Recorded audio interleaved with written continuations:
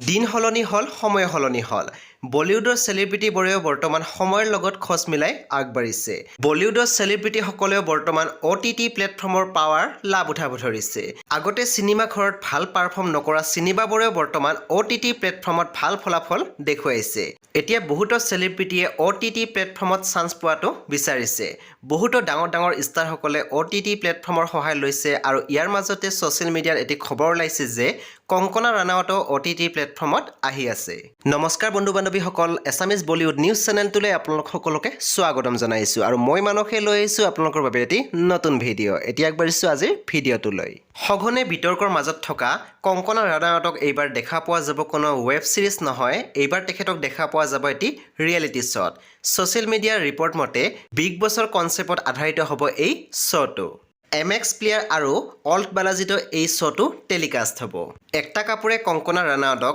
OTT প্লেটফৰ্মৰ এই সুবিধা দিছে জনামতে একটা কাপুৰ আৰু কংকনা ৰাণাৱত দুজনে ভাল বান্ধৱী একটা কাপুৰে এই শ্ব'টো প্ৰডিউচ কৰিব আৰু কংকনা ৰাণাৱতে হোষ্ট কৰিব